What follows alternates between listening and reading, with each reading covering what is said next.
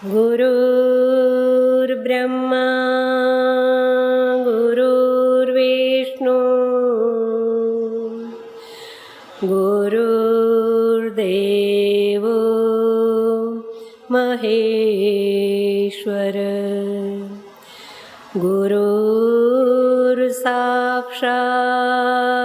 परब्रह्म तस्मै श्री गुरुवे नमः। अखण्डानन्दबोधेन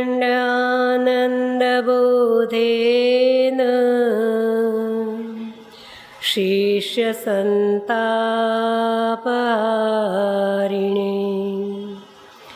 परमानन्दरूपाय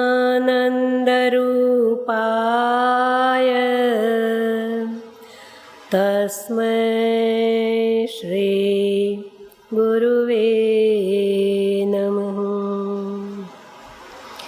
वन्दां गुरुपदकञ्ज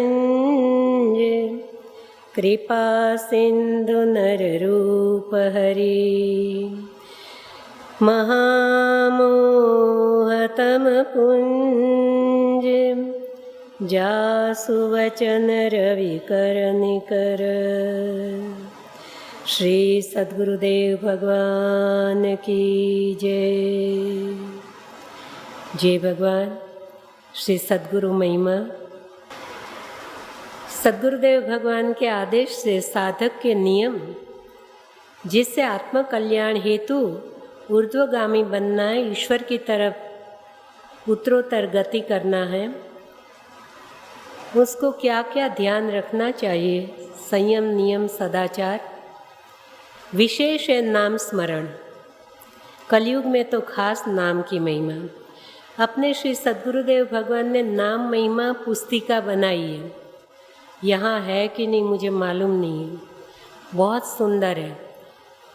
मेरे पास 2-3 कॉपी थी, मैंने उसकी कॉपियाँ करवा के सबको वहाँ मेरे प्रोग्राम में बांटी थी। अब यहाँ है कि नहीं, बहुत सुंदर है। चाहे हम कितना ही क्यों न करें, कितने ही दान पुण्य करें, कितने उग्र तप करें, सोने का, चांदी का, गैया का, भूमि दान करें, कितने भूदेव का हम सेवा पूजा करें, कितने हम पेड़ पे ऊनते मुँह लटक कर तपस्या करें, कितने उपवास करें, कितने कुरुक्षेत्र में जाकर सुवर्ण दान करें, हीरे माने की क्यारियाँ भरकर उनको उत्तम प्रकार के ब्राह्मणों को हम काशी के पंडितों को बुलाकर विधि विधान से दें, उत्तम प्रकार की गैया उसका सुंदर श्रृंगार करके उत्तम प्रकार के भूदेव को मान सम्मान के साथ दें। लेकिन ये कितनी ही प्रक्रियाएं करें, एक राम नाम के बराबर नहीं हो सकती। ये सद्गुरुदेव भगवान ने नाम महिमा बहुत सुंदर बनाई है, पढ़ने लायक है। यहाँ हो तो ठीक है, नहीं हो तो कहीं से मिले तो छपवा कर सबको बांटनी चाहिए, क्योंकि कलिकाल का सीधा सरल साधन है। कल हमने मनु शत्रुपा जी का प्रसंग रामचरितमानस अंतर्गत शक्तिमती अनुसार देखा।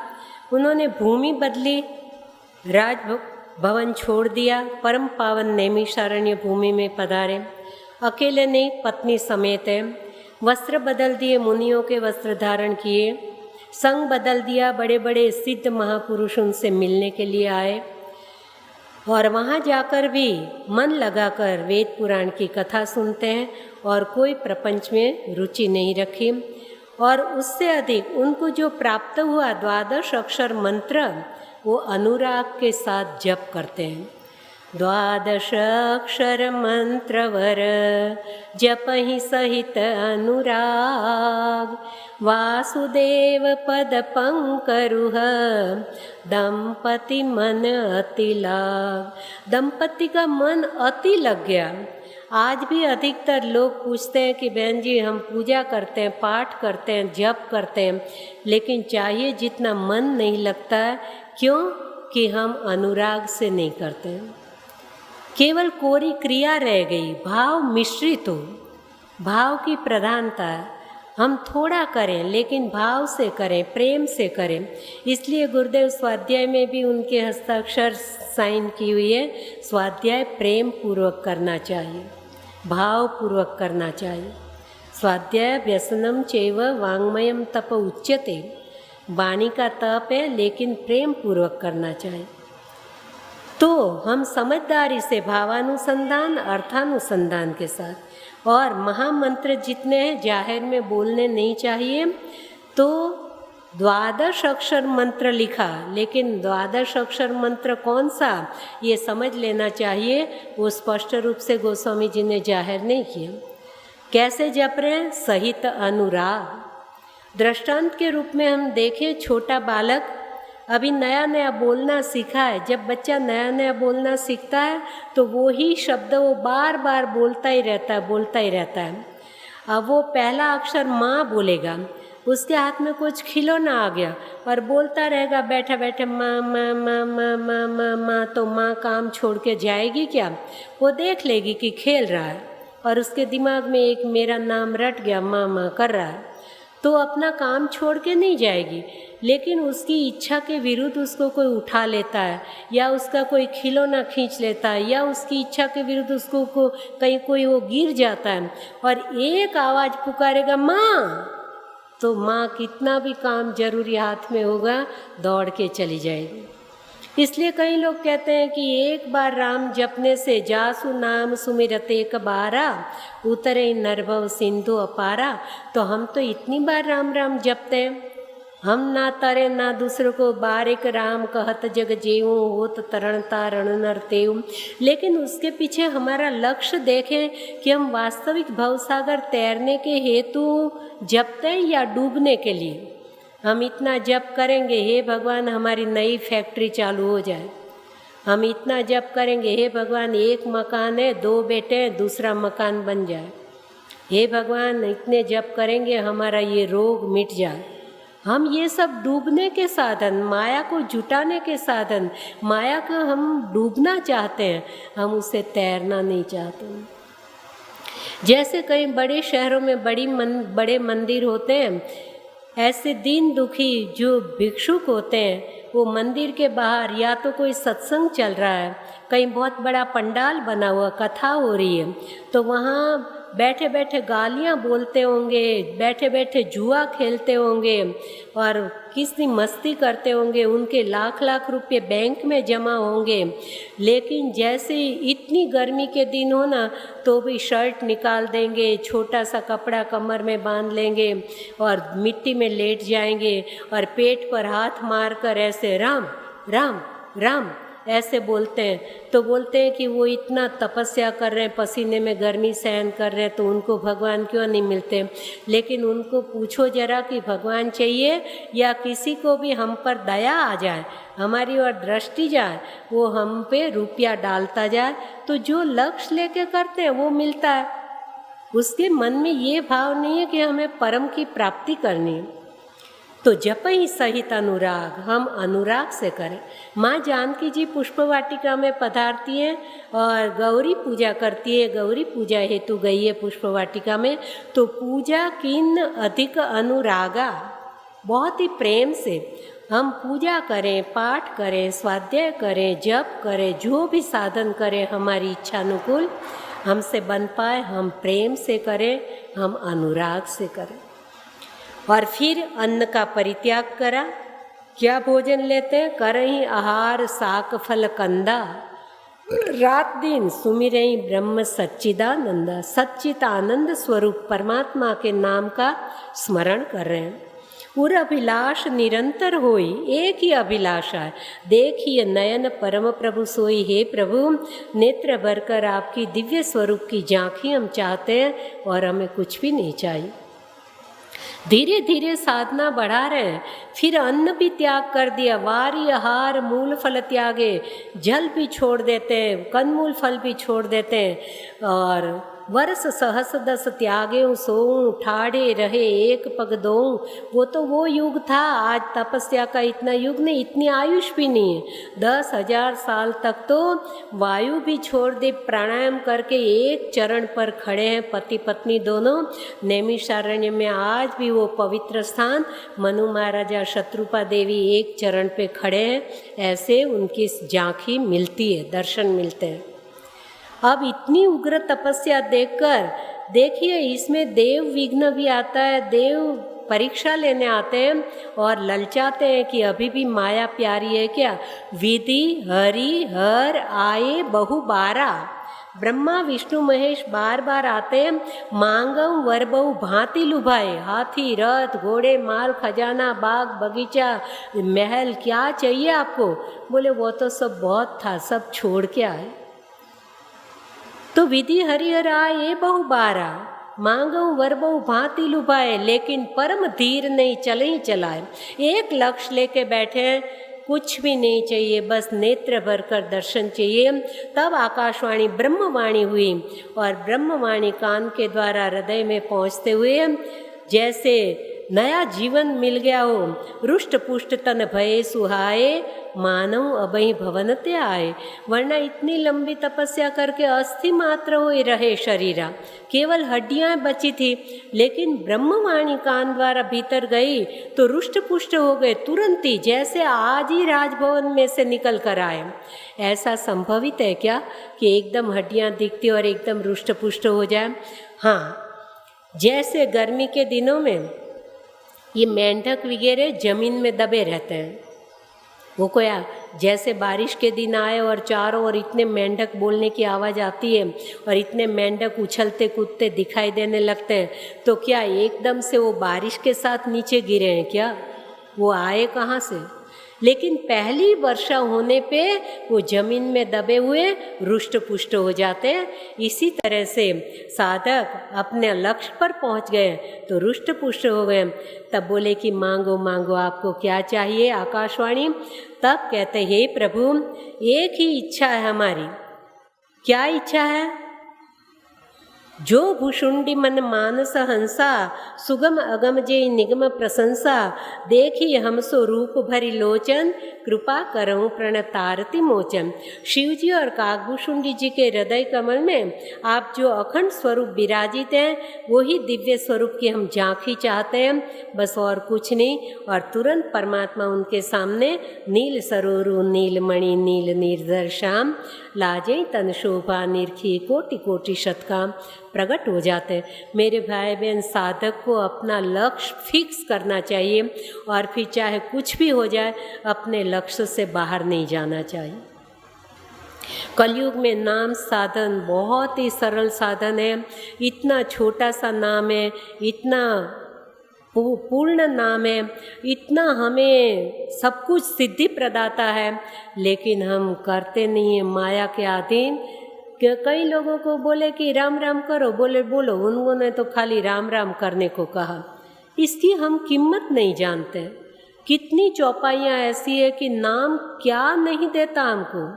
विवश होकर हम नाम जपे, जन्म कोटि संचित गदई, करोड़ों जन्म के एकत्रित हुए पाप जलकर भस्म हो जाते हैं। और ऐसे प्रभु के हम एक बार हो गए, नाम का आधार ले लिया, परमात्मा का आधार ले लिया। नाम और हरि गुणगान गाना सुनना, तीनों एक ही बात है, अलग अलग नहीं है। जिससे जो बन पाए, परमात्मा के दिव्य गुणानुवाद, उनके यशोगान हम शक्तिमती अनुसार कर रहे हैं, करना चाहिए। और हमें या तो करना नहीं आता, हम सुनते रहें।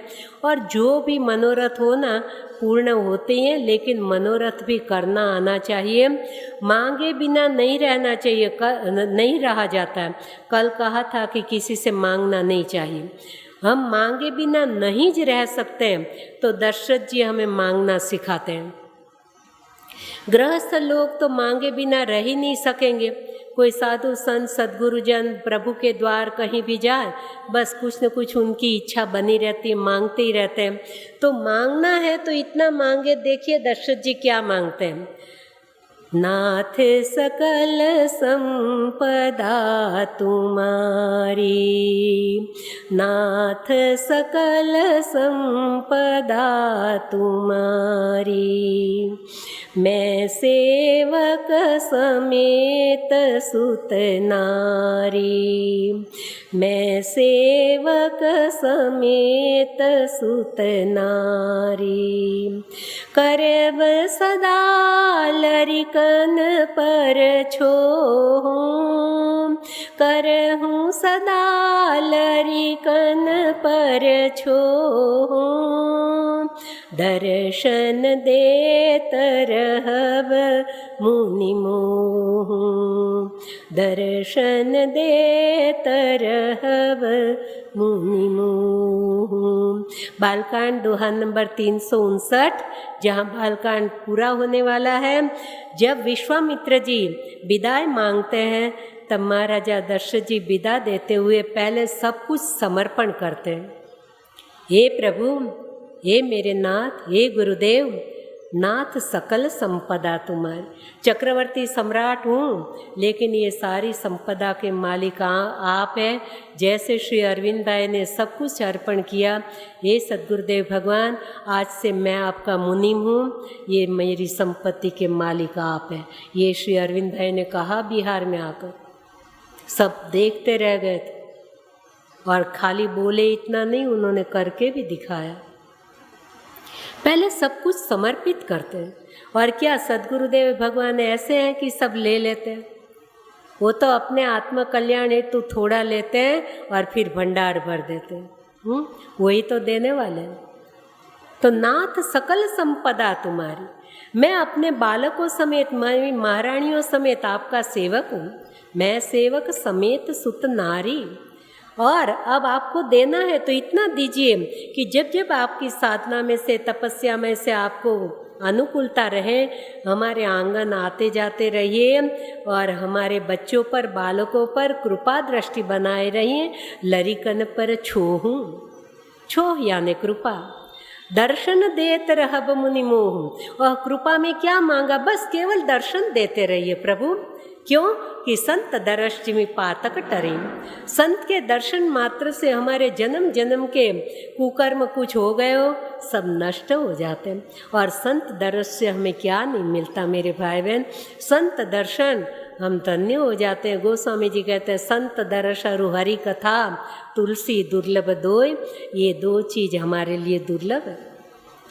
और फिर परमात्मा से हम मांगना चाहे तो मांगे। हम कल भी देखें कि दुनियादारी से कभी न मांगे, क्योंकि स्वयं परमात्मा भगवान श्री राम जी श्रीमुख से ये शब्द पूर्जन गीता में अपने अवधवासी से कह रहे हैं। दोहा नंबर 45 के बाद उत्तरकांड की ये चौपाइयाँ हैं। कहूँ भक्ति पथ कवन प्रयासा, योगन मख जप तप उपवासा, सरल सुभावन मन कुटिलाई, यथा लाभ संतोष सदाई, मोर दास कहाय न रासा। भगवान राम जी को बुरा लगता है, दुख लगता है कि दास मेरे कहलाते हैं और दुनियादारी की आशा रखते हो, वो क्या दे देंगे? और तो मेरे में विश्वास ही कहाँ रहा? एक और से मुझे समर्पित हो गए तो मैं तुम्हारा सब कुछ हूँ, और मेरे सामर्थ्य पर विश्वास नहीं है, मेरी दयालुता पे, मेरी क्षमाशीलता पर, मेरे भक्तवत्सलता पर, मेरी कृपालुता पर, क्या मेरे कोई भाव पर आप लोगों को विश्वास नहीं है कि दुनियादारी से हाथ फैला रहे हो? मोर दास कहाय न रासा, करूँ तो कहूँ कहाँ विश्वासा। तो मेरी कोई चीज़ पे आपको विश्वास ही कहाँ रहा? एक बार हम सद्गुरुदेव भगवान के बन जाएं और उनकी शरण चले जाएं, प्रभु की शरण चले जाएं, फिर संत और भगवंत के सिवा हम किसी से कुछ ना मांगे। वो क्या नहीं देते, हमारे हित में है तो अवश्य देते, पर नारद जी जैसा मांगे तो हमारा कल्याण नहीं हो तो नहीं भी देंगे। नारद जी ने क्या कहा? हे प्रभु जेहि विधि नाथ होई त मोरा, करूँ सो बेगी दास मैं तोरा। प्रभु मेरा जैसे हित हो, मैं आपका दास हूँ, वैसा आप कर देना। भगवान ने कहा नारद मैं तुम्हारा हित नहीं करूँगा, तुम्हारा परम हित करूँगा। देखिए प्रभु एक कदम और आगे बढ़ गए। हित क्या? परम हित। जय विधि होए परम हित, नारद सुनहु तुम्हार, सोई हम करब नान कछु, बचनन मृषा हमार। मेरे भाई बहन, सद्गुरुदेव भगवान, संत भगवान कभी भी हमारा अहित नहीं करते। हमें कहना मांगना नहीं आता, हम हित चाहे वो परम हित करते हैं, लेकिन फिर हमें उनकी आज्ञा का पालन करना चाहिए। मेरे पास रोज़ कुछ न कुछ फ़ोन आते रहते हैं, तो कल फ़ोन आया था। जैसे मैंने बीच में एक घटना गुना वाले रामेश्वर भैया के भतीजे की बेटी की बात चंद्रिका बहन की बताई थी कि शादी होने वाली थी।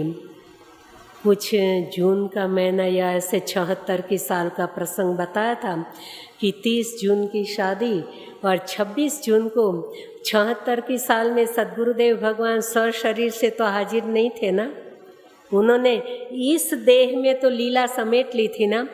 फिर भी उनके दादाजी को कितनी अटूट श्रद्धा और विश्वास कि 26 की रात को गुरुदेव ने स्वप्न में कहा, दोनों समर्थ, दोनों प्रतिष्ठित परिवार, बेटी की सगाई की थी, खुद भी प्रतिष्ठित और संपन्न परिवार, सामने वाला भी ऐसा, लड़के वाले का कोई दोष नहीं, कोई गलती नहीं, और गुरुदेव ने स्वप्न में कहा कि ये सगाई तोड़ दो। बताओ, मैंने ये बात बताई आपको, हाँ, आगे बता चुकी हूँ। और 30 तारीख की शादी 4 दिन, लेकिन अड़ गए और पहले बुजुर्गों का मान रखते।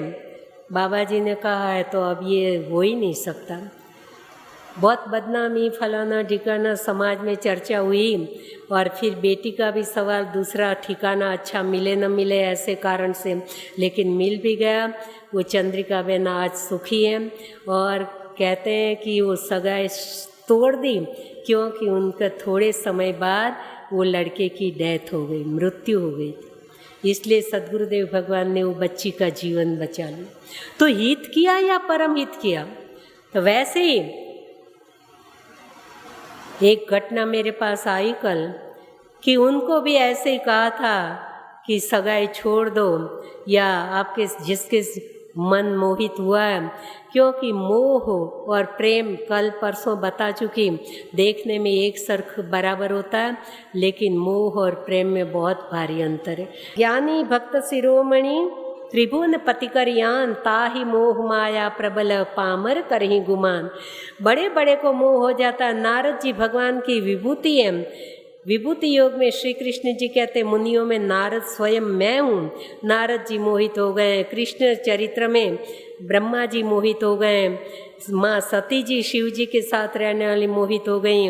काकभूषुंडी जी कहते मैं भी मोहित हो गया था। गरुड़ जी मोहित हो गए। तो साधारण जीव की क्या इसमें गिनती हम कर सकते हैं। तो बहन किसी में मोहित हो गई और उसी से शादी करना चाहती। सद्गुरुदेव भगवान ने उससे वचन लिया कि तुम दुखी हो जाओगी, कहना मानो, नहीं तो मैं खुद तुम्हारी शादी करवा देता इनसे, लेकिन छोड़ दो। तो वचन भी लिया, वचन दे दिया, लेकिन कच्ची बुद्धि, अज्ञानता, मोह की प्रबलता, जो भी कहो, वचन तोड़ के अंत में उससे शादी की और 10 साल में वैधव्य आ गया। तो उन्होंने नहीं माना। हम सद्गुरुदेव भगवान की आज्ञा को मान, पश्चाताप रह जाता है। वो दुखी तो नहीं होने देते, फिर किसी भी तरह से संभाल लेते हैं। भाई उनके बच्चों के द्वारा भी उनकी सेवा शुश्रूषा हो जाती है, उनको किसी प्रकार का कष्ट नहीं होने जाते, आर्थिक ढंग से भूखे दुखे ईश्वर नहीं रहने देते हैं। सद्गुरुदेव भगवान पालनहार है, पालन करते रहते हैं, लेकिन एक जिंदगी बर्बाद हो जाती है। हम सद्गुरुदेव भगवान की आज्ञा के अनुसार चलें, वो क्या नहीं करते। परमात्मा के नाम में जैसे भवरोग से छुटकारा पाने की औषधि है। भव भे शजरघुनाथ यश सुनई जे नररु नारी, तिनकर सकल मनोरथ सिद्ध करें त्रिपुरारी। भगवान का यश गुणगान भी भवरोग से मुक्त करने वाला है, भगवान का नाम भी भवरोग से मुक्त करने वाला है। जासु नाम भव भेषज हरण घोर त्रयशूल, सो कृपाल मोहि तो पर राम रहे अनुकूल। ऐसे परमात्मा सद्गुरुदेव भगवान हम सब पर कृपा दृष्टि बनाए रखें। तो साधारण रोग, भवरोग, असाध्य रोग, उसको मिटाने में तो सद्गुरुदेव भगवान क्या नहीं करते। पहले भी मैंने दिनकर भाई पंड्या की वाइफ का प्रसंग बताया था 64 की साल में चित्रकूट में, कि वो हर साल हर प्रसंग में गुरु पूर्णिमा, चतुर्थी, नवमी पे आते हैं, लेकिन वो नहीं आ पाए थे। तार आया कि जया को, जया बेन नाम, उसको कैंसर है, गुरुदेव का तार दे दो, कैंसर कैंसल है, आ जाओ। इसी प्रकार का कल एक फ़ोन आया था मेरे पास कि बहन मम्मी को कैंसर, कमर का कैंसर हो गया था, और उनके देवर जी मथुरा में, और देवर जी कौन? श्री राम भाई। हाँ, राम भाई, कोसी नदी का बांध टूट गया और मथुरा में अपना का सेवा कार्य चल रहा था 1968 में, तब वहाँ थे। और जिस दिन खबर आई होगी उनका चेहरा उदास, सद्गुरुदेव भगवान से कहाँ छिपा रहता है। पूछा आज उदास क्यों, टालने को प्रयत्न किया, नहीं बताया। बोले नहीं बताओ क्या बात है। बोले भाभी की रिपोर्ट आई है, कमर का कैंसर है, तो चिंता होती। बोले कि बुला लो यहाँ। तो उनके बड़े भाई हरि भाई और हरि भाई की पत्नी चंपा बहन, वो बोले उनकी बेटी का फ़ोन था, बोले मुझे भी साथ में बुलाया था, तो मैं भी गई थी। बोले गए तो बोले कि क्यों माँ, कहाँ है कैंसर तुम्हारा, बताओ। तो बोले मैं, बेटी मेरे को इशारा किया कि बताओ कहाँ दर्द होता है। तो बोले मुड़ जाओ पीछे। तो बोले थोड़ा साड़ी हटा के कमर का हिस्सा बताया कि यहाँ इनको बहुत दर्द होता है। गुरुदेव ने आशीर्वाद की मुद्रा से ऐसे दूर से हाथ फिराया। बोले 8 महीने में मिट जाएगा। और उसके बाद पिछोर में नेत्र यज्ञ था, उस साल 2 नेत्र यज्ञ हुए थे, पिछोर और विदिशा।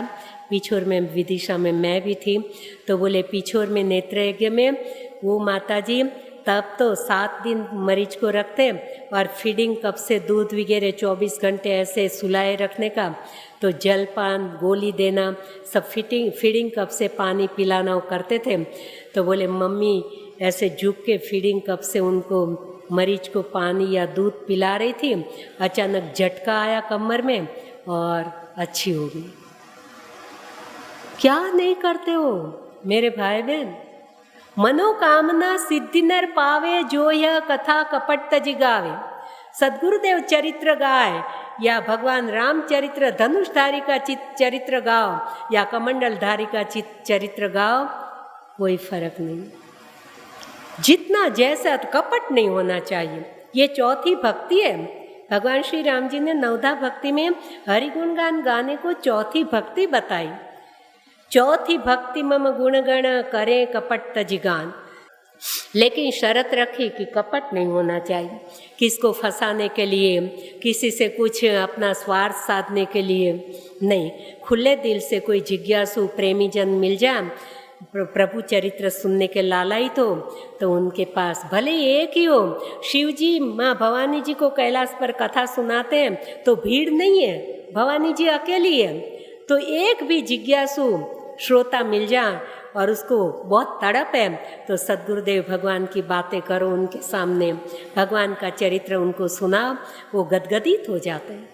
और वही एक श्रोता ही बहुत है।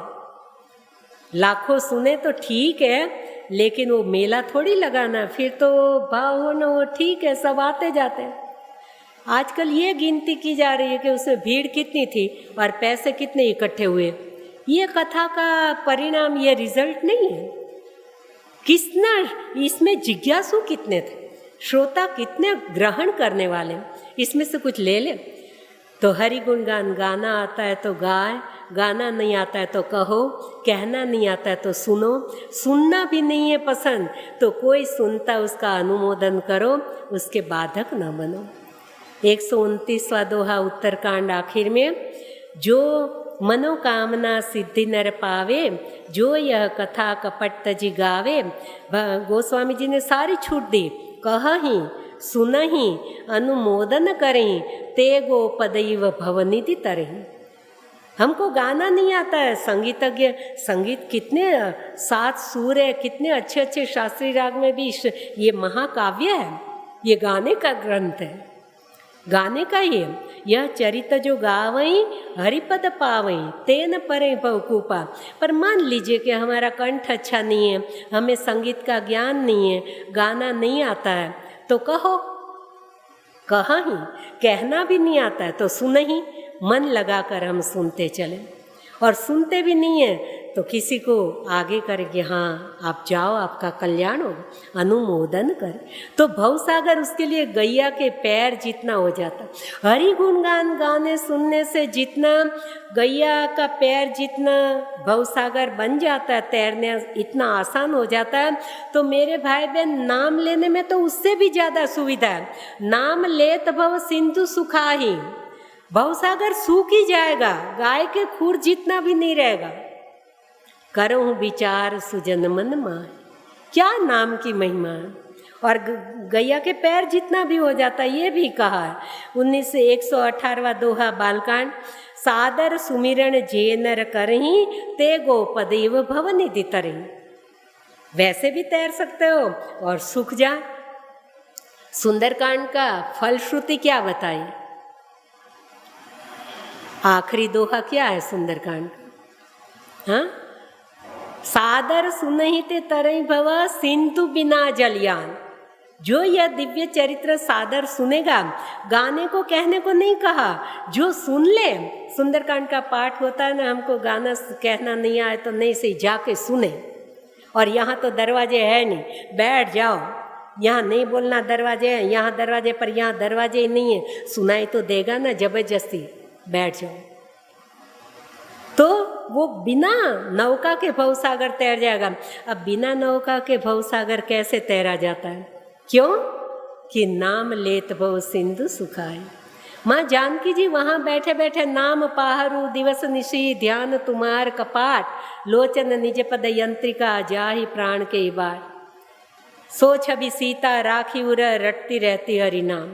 विभीषण जी राम राम से सुमिरन कीना, हृदय हर्ष कपि सज्जन चीना। श्री हनुमान जी महाराज जी पधारे, उनका चरित्र उनके रोम नोम में राम राम है। हाँ, तो नाम की महिमा सुंदरकांड में कम नहीं है, हर एक पूरा चरित्र में ही है मेरे भाई बहन। इसीलिए तो गोस्वामी जी ने बालकांड में लिख दिया, कोई विदेश से आता हो बड़ी सूटकेस लेके, और वहाँ कस्टम चेकिंग में कोई कह दें कि भाई ये इतनी बड़ी सूटकेस है, खोलो, इसमें क्या है। किसी ने कुछ ऐसी चोरी जैसी न लाने जैसी चीज़ लाए तो घबराएगा, डरेगा, हाँ, ताला वाला लगा होगा। लेकिन जो ऐसी कोई चीज़ लाए ही नहीं है तो बोले भाई ताला ही नहीं लगा, आप अपने आप खोल के देख लो, इसमें हमारे कपड़े हैं और हमारे पुस्तिकाएँ वगैरह, आप देखना चाहो देख लो। ऐसे गोस्वामी जी ने जब ये महाकाव्य, ये सुंदर सूटकेस बनाई, ये सुंदर शास्त्र की रचना की, तो किसी ने पूछ लिया कि इसमें है क्या? बोले यही मह रघुपति नाम उदार, इसमें भगवान का उदार नाम भरा हुआ। जो नाम क्या है? अति पावन पुराण श्रुति सारा, परम पवित्र है और वेद पुराण का सार है। मेरे भाई बहन, आज सदगुरुदेव भगवान ने बम्बई में जो स्थान पसंद किया, वार्डन रोड बीच कैंडी पर सूर्य अपार्टमेंट में 8वीं मंजिल पे, वो सोच समझ कर किया होगा।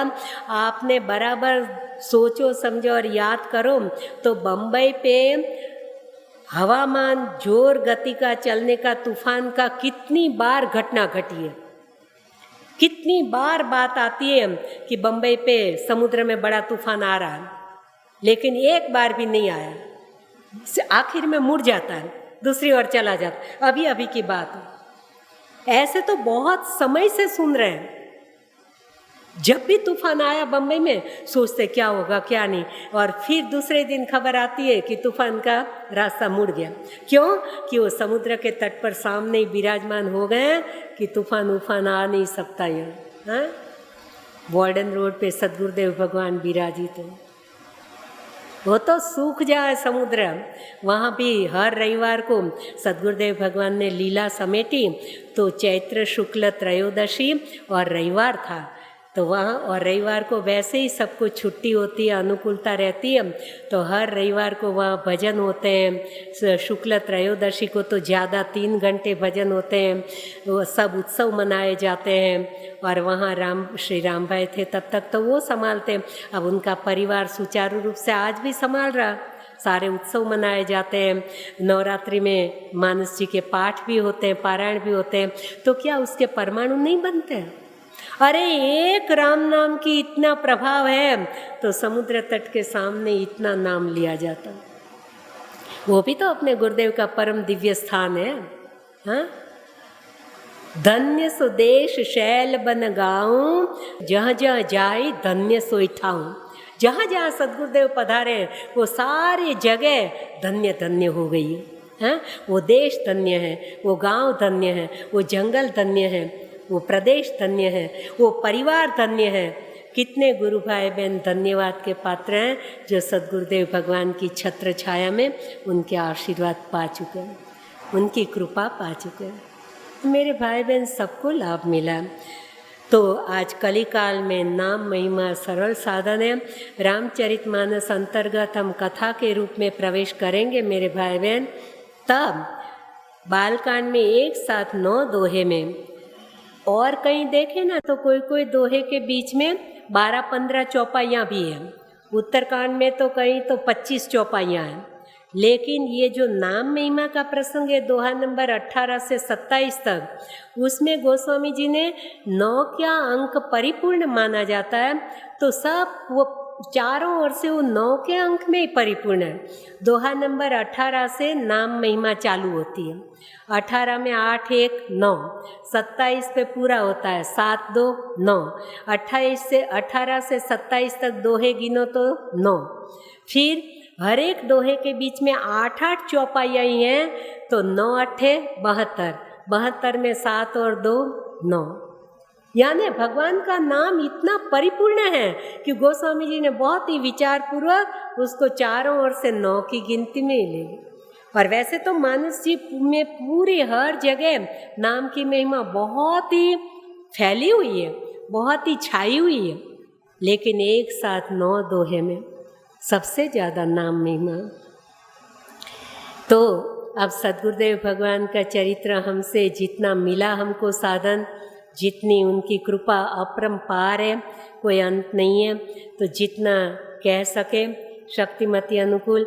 लेकिन अब सद्गुरुदेव भगवान हमें परम तत्व से मिलाते हैं, ब्रह्मत्व से जोड़ते हैं, और ब्रह्मत्व से जुड़ने के लिए कलयुग का सरल साधन नाम स्मरण और भगवान का चरित्र गाने सुनने का आदेश देते हैं।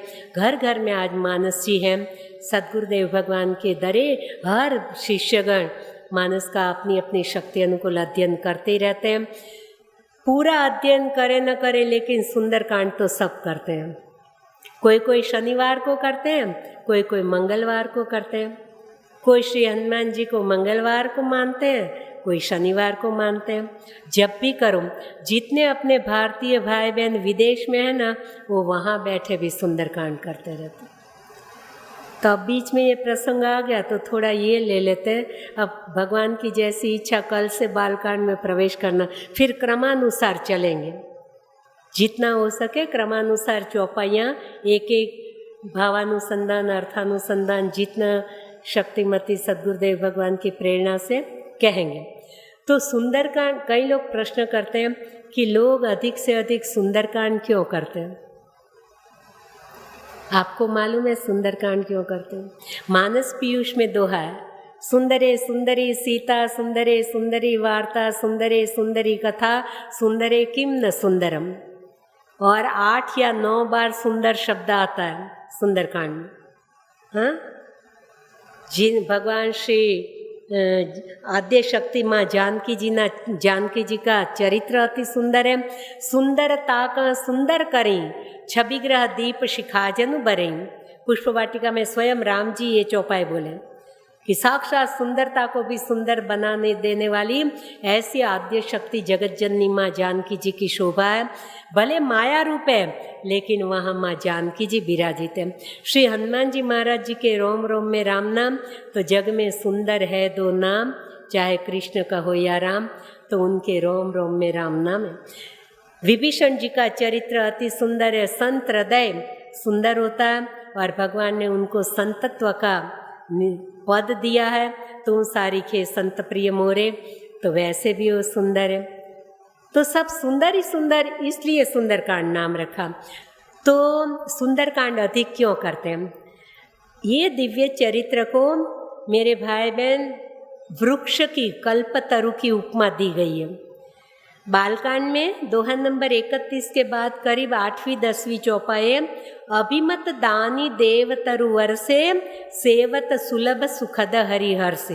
देव तरु यानी कल्प वृक्ष, काम तरु यानी कल्प वृक्ष, सुर तरु यानी कल्प वृक्ष। ये दिव्य चरित्र कल्प वृक्ष है। और जैसे भगवान का नाम अभिमत दानी है, वैसे ही भगवान का चरित्र भी अभिमत दानी है, तुरंत फल देता है। तो अभिमत दानी देव तरुवर से सेवत सुलभ, इसका सेवन रामचरितमानस जी का सेवन एकदम सुलभ है अपने लिए, क्योंकि संस्कृत देव भाषा में नहीं है कि सबको आए ना आए, प्राकृत भाषा ग्राम्य गिरा में है, कोई भी इसको समझ सकता है, पढ़ सकता है। तो अभिमत दानी देव तरुवर से सेवत सुलभ सुखद हरिहर से, और हरिहर समान सुख देने वाला है। अब कल्प वृक्ष की उपमा दिए, जिसको हमने पेड़ के रूप में कहा, वृक्ष के रूप में कहा, तो वृक्ष में कितनी चीज़ें होती हैं, और वो चीज़ के अनुकूल रामचरितमानस जी में 7 कांड हैं। वो 7 कांड किस तरह से ये 7 चीज़ें हैं, उस प्रसंग में हम कल प्रवेश करेंगे। आप राह देखते रहिए कि इस वृक्ष की 7 चीज़ें कौन सी, और उसमें सुंदरकांड कहाँ आता है, कैसे, और सुंदरकांड क्यों अधिक किया जाता है। समय आज का पूरा होने जा रहा है। जय भगवान।